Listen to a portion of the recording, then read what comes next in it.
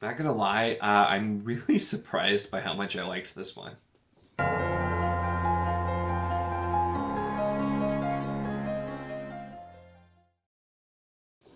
Hello and welcome to my channel. In this video, we're going to be talking about Fireborne by Rosaria Munda, which was one of the bigger surprises, if not the biggest surprise this month for me, honestly, with stuff that I've just been putting in that I've meant to get to for a long time. This is a YA novel, and it's probably why I've taken so long to get to it, but I remember hearing about it. It was really popular back in the day, and it was one that people were saying is still, it was really good, and there was a lot more to it than just kind of being, your run-of-the-mill YA. But I have a bad track record with YA, even good YA. I have a bad track record with, and I've done so much more of it than I meant to this month. This one I knew was YA, but so I was expecting to either not be a huge fan or maybe think it was okay. But this is a really good book actually, and I have a lot of thoughts on it and the fact that it is YA. So I do want to address that first because probably my only complaint here is that this is packaged as YA. And it is YA. I'm not saying that it's like mislabeled in advertising. It has the basic, thing you see in every YA novel where everyone's classified from a test as different metals. You have your iron and your silver and bronze and gold, and that's your caste system. And I'm just like rolling my eyes because I'm so like I feel like all the stereotypical YA books have to have that kind of thing. And so it's that, and it's set up that way, but it is so much more than that also. And so that's where I'm just like, if you change some things around in, not even a lot, if you take this base story, you change some things around, you could turn this into an adult fantasy. Heck, you could lean into some stuff that's implied and turn this into grimdark if you wanted. Like, you could. It's there. It's really well written. It's a great story. So for me, I wish the author wouldn't have chosen YA for this, just because that's really the only thing that I didn't like. But in spite of that, this is really, really good, and I had a really good time with it overall. So let's talk about the story and in general. So this has a lot of inspiration from Plato's The Republic, which is probably not something you're expecting based on what I just said, but there it is. And it definitely shows through with kind of the base setup here. This is taking place somewhere where there was a very strict and brutal regime that was in charge. They're the Dragon Lords. It was all hereditary. They're the people with the dragons, and if you go against them, they're going to destroy you basically, and that's kind of our setup. But there was a coup, a revolution, whatever you want to say it, and then a different group of people basically took over, and that's where we're set up now. And so we're seeing a lot of the elements to that come from Republic, which I feel like I've read years ago, but I might just be familiar with it and haven't. That's a good question. I honestly don't remember, but where they have their department that's going out and giving all of the different indoctrination and all of those kinds of things, and making sure that they're censoring everything and have all their propaganda, that sort of thing going on to keep everybody happy in there. So we explore a lot of those themes as well, which it comes from that part.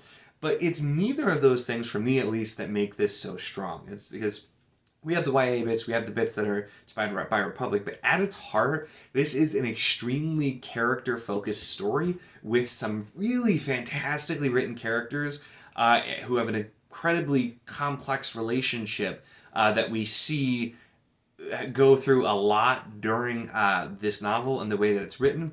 And I'm usually not primarily a character reader, but the characters were so strong here that that's what honestly is so good about this. Our two characters, Annie and Lee, are both orphans, but their situation is really, really different.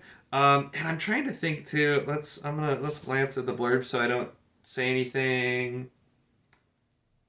Yeah, I'm not gonna specify what the difference is because the blurb doesn't, and I always try to be more vague than the blurb of anything. But they're both orphans, and they grew up together at an orphanage. But they're very different people in a very different way, and so they have this kind of toxic relationship. Although they're very close, and kind of we explore that throughout on both sides, and so. I still can't believe I'm saying this, but you have sort of like these toxic romance elements in there, which absolutely doesn't sound like something that I would want to read. which is where if somebody would have described this to me, I would have been like, that sounds terrible. I don't want to read that just because that's not my thing.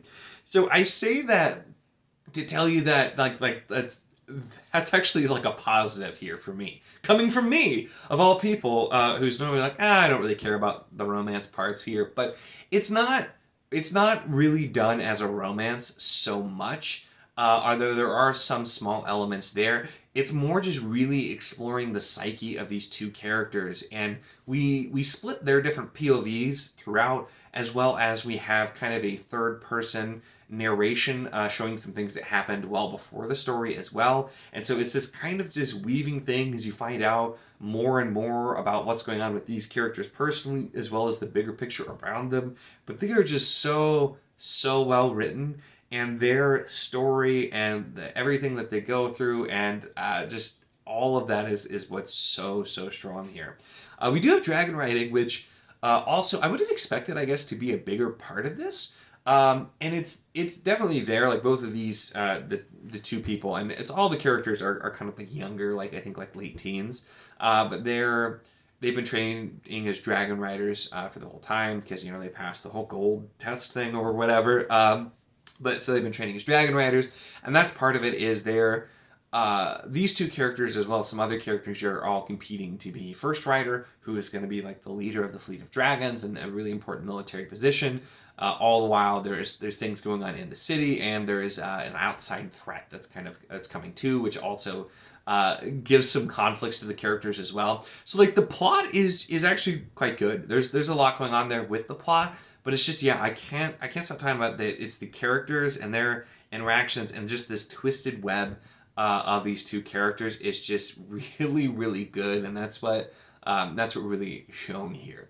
This, honestly, if this would have not included the YA elements, would have been a 5-star book for me, I think, pretty easily, because those are just the things that I really didn't care for, and it's not a super big focus, but it's just enough of it that it's every time it gets brought up and used as a plot point, I'm just like, we could have gone about this a different way. Like, why did we have to put this in? And then I'm reminded it's there, but it's a book that's just, it's honestly, it's really strong. And so something that I figured I'd read and be like, it was okay, I'm probably not going to continue.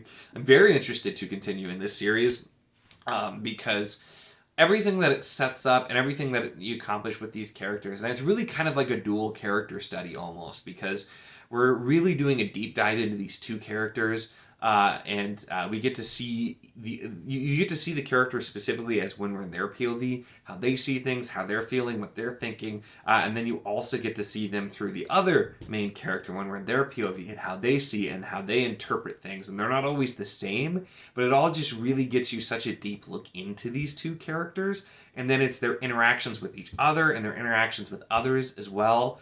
It just is so well done, and if you are a character reader, highly recommend this book.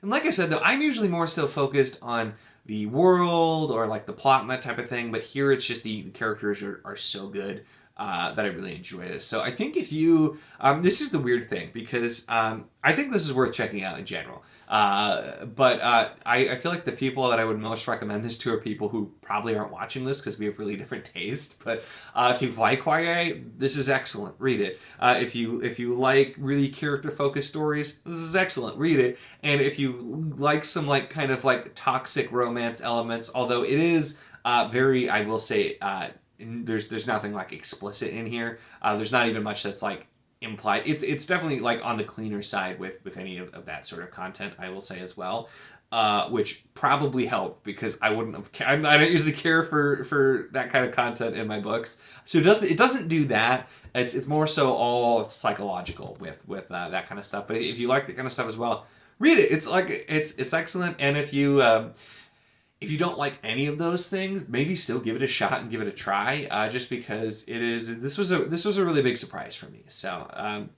those are really my thoughts on Fireborne. Like I said, this definitely surprised me, but I really enjoyed this and got through it very quickly, because I was just having a good time with it. And so I'd be really curious to hear people's thoughts on this because, like I said, this is not my normal kind of style read that I enjoy. So really curious to hear your thoughts on this and or your thoughts on the other ones, because I'm really hoping we don't go more YA, because it wasn't terrible in this first book, but I am really curious to see how the story continues as well. So let me know your thoughts on this first book, on the books that come after it in general, or anything else that I said. Very curious to hear from you. Make sure to give the video a like if you enjoyed it. Check the link in the description, as always, for the Wizardry Enclave Discord if you want to chat books, whether this book, other books, really anything at all. It's a lot of fun and we'd love to have you. And of course, if you enjoy my content, make sure to subscribe.